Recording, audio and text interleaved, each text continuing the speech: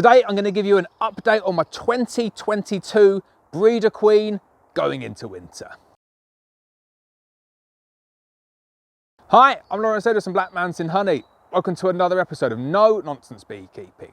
I said when I did the first part of this video I would do you an update before we went into winter, and it is still a little bit premature because we're not even into October yet, but we're really seeing the colonies getting ready for winter now. I'm going to move over to heavy feeding very soon. And as soon as I move over to heavy feeding, I'm not going to be pulling frames out of any of those colonies because I don't want to damage the queen. So I thought I'd give you a last peek inside my breeder queen for 2022, see what some of her own bees are like in terms of the brood that's emerged, see what some of the frames of brood are like in terms of the brood that she's been laying, just take a look at the colony before we wrap them up for winter. So I'll get inside the colony now and I'll show you my 2022 F0 breeder queen. Right, let's get inside, take a look at our 2022 breeder queen and some of the bees and the brood inside. Okay, so here's my colony, looking really nice. It's come on a lot since the last time we looked in here. Got my Apivar strip in there, that's got about another 4 weeks on it. I'm gonna get inside and I'm just gonna pull out a couple of frames. I wanna assess the temperament, although I can't judge the temperament just yet because I've got all bees buzzing around me from other nukes at the moment. And obviously it's only about 4 weeks since I put this queen in here, so there's gonna be loads of the old queen's bees in here anyway.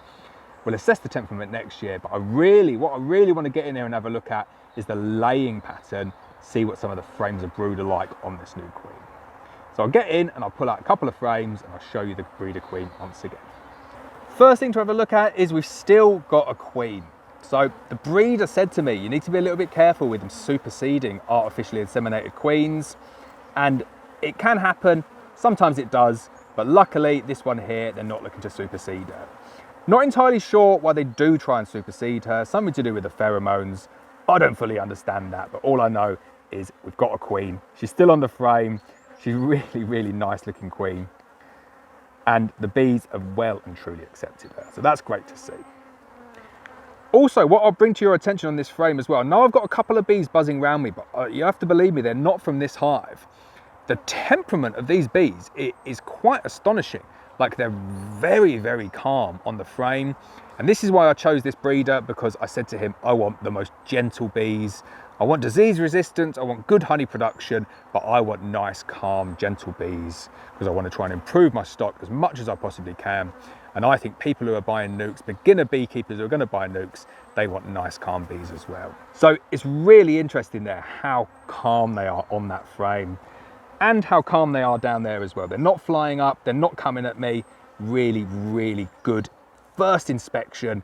Once a few of the bees have hatched out, this is really good to see. So first things first, we've got the queen, great news. I'm going to pop this frame back in there now, and I'm going to pull out a couple of the other frames and show you the brood pattern. So I know people get really caught up on brood patterns, and if they're perfect then the queen is amazing, and if they're really bad then the queen is really bad, but I would say that's a pretty decent brood pattern. It's not perfect, it's definitely not bad. Nothing wrong with that brood pattern at all. I'll probably give it like a 7 out of 10 for the first inspection there. Few missed cells, but it's not the time of year where they're going to go crazy on it anyway. But it's just one of the factors that you look into when you're looking into a queen and breeding from it. I think really it indicates a bit better how well the queen is mated. But anyway, I'm happy with that brood pattern. I think that's a good solid brood pattern. And I just wanted to pull out that frame there and show you what it's looking like going into winter. It's an interesting one though, isn't it, in terms of how they're backfilling that brood nest now. This is a central frame. They're putting the stores in there. Got a little bit of pollen in there as well. A little bit of fresh nectar. That's probably ivy. They are getting well and truly ready for winter. Very similar on the other side. A few missed cells in the middle. You can see it's just the time of the year. They're backfilling that with stores now. They're kind of thinking we need to get as much stores in here as possible. But very nice looking frame. And I'm sure this queen is going to do the business for us all of next year. So there we go, that's my 2022 breeder queen. I'm really happy with her. You can't judge a queen after putting her in there for 4 weeks because probably 80% of these bees have got the DNA and the genetics from the previous queen. What I can judge is the brood pattern, which I think is good. Wouldn't say it's perfect, I think it's definitely good. What I can judge as well is how the nurse bees are acting on the frame, because the nurse bees are going to predominantly be from this new queen. They seemed very calm on the frame, which is something that I'm looking for. I will reserve judgment to this queen until middle of next year, but from what I've seen so far, I'm really, really happy. I'm sure I'm going to get many nice queens off her next year. So there we go, looking really, really good, that one. I almost wish I'd put an extension brood box on when I put that queen in there, because I can't quite believe how well she's taken off. The frame's looking fantastic.